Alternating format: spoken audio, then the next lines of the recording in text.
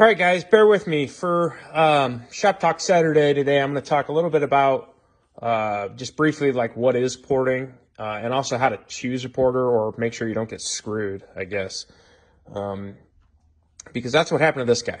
So we're going to talk about that. Also, I apologize. It is raining in the background, so if you hear the rain hitting the tin, not much I can do about it. So anyway, all right.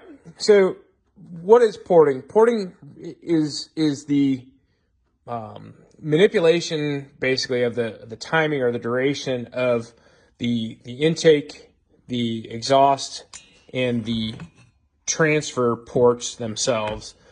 It can also be machining the base. It can also be machining the squish band.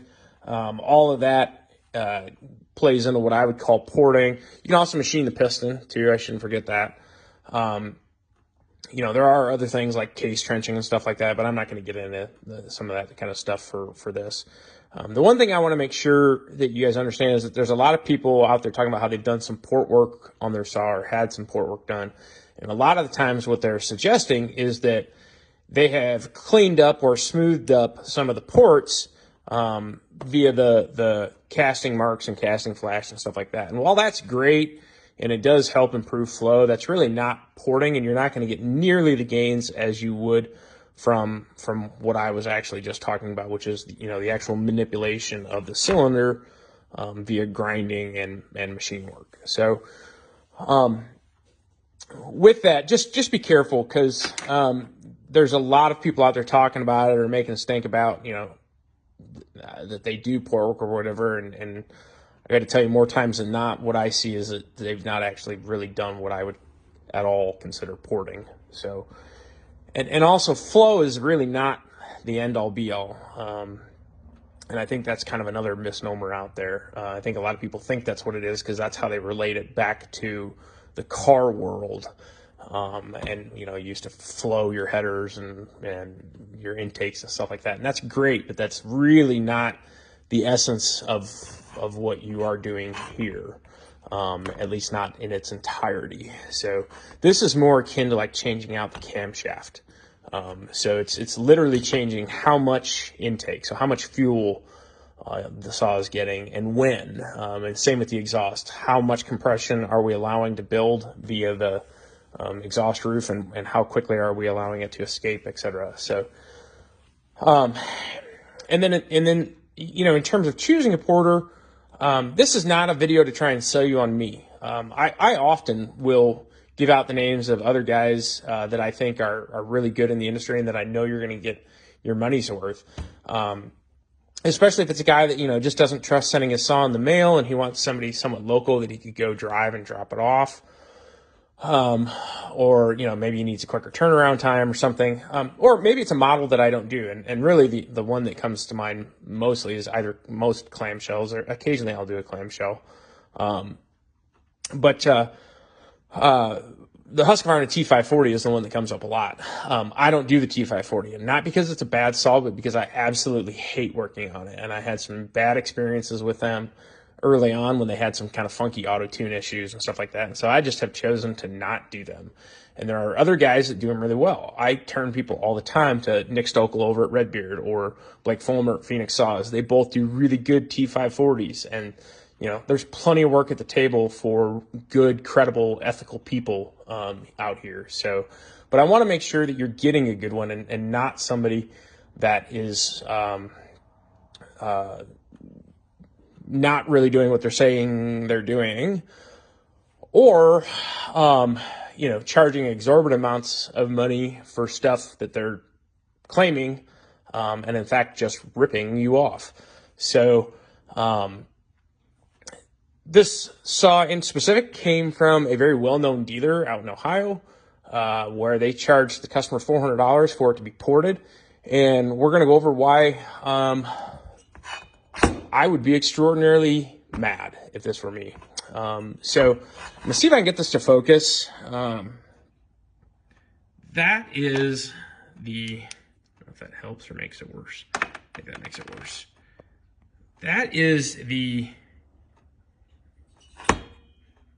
exhaust. And I don't know if that comes across. But I mean, it literally looks like it looks like an angry beaver took after this thing, and it's got no chamfer on it whatsoever. It's just as ugly on this side, and this saw has like 0 runtime on it. The more I looked at this, I honest to God, I think that the dealer ported this with the cylinder on. I think they reached in there with some shitty ass shop Dremel and ground on a little bit and said, "Here you go, Mr. Customer. Here's your $400 port job." They didn't even remove the base gasket, which you don't have to do, but like if you were gonna do just a really crude job, I would at least do that much so that you could gain a couple thousandths, you know, up your compression and maybe even sniff your port timing where you might want it to be depending upon the model. But they literally, they did not touch the intake at all. Stock timing on it. The transfers have not been touched at all. Stock timing, no machine work whatsoever. I'll go back to that.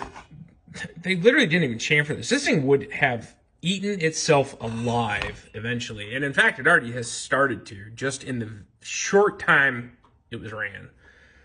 And so how do you avoid stuff like this? Well, you know, ask for references. You know, anybody worth their salt should be more than happy to give you the names of people that would vouch for them. Go read reviews. You know, I have a reviews tab, and you can go read people's opinions of my work. You know, there again, anybody else should be more than happy to say, yeah, you know, if I do stand-up work, I'll have stand-up customers that are willing to talk about it. So, but you know, just be wary, ask questions. Don't believe everybody you hear. Don't believe everything you see. You know, there's also some folks that are really good at marketing that, you know, maybe don't know so much or aren't doing so much about what they're charging you for things. So, so what are we going to do here? Well, I'm going to attempt to see if I can do some machine work to this and bring this guy back in line, and actually do some port work to it. We're going to have to replace the piston. It may be so far gone because of the atrocious job they've done here on the exhaust that we may have to start with a brand new cylinder. But I'm not going to know that yet until I put it on the lathe and do some work and see where the numbers fall after that without me grinding on it first. And then we're going to go from there. But anyhow, I hope that helps just to understand what porting itself is. And also, you know, don't be afraid to ask. I'm more than happy to point you in the direction of other folks. I tell people all the time, this is kind of like driving Fords and Chevys and stuff. You might like certain things about some of them and like certain things about the others. And there's no necessarily right or wrong way of any good porter. Some guys may like a different exhaust roof number. Some guys may, you know, port more for velocity versus volume. Some guys, you know, might really start to push the compression limits, things like that. And you know, so long as you're happy with how it runs at the end of the day, I guess that's really all that matters. But in any case, those are my 2 cents at least on it without getting like super in depth on the topic. So, all right, that's all for now. Have a good one. Bye.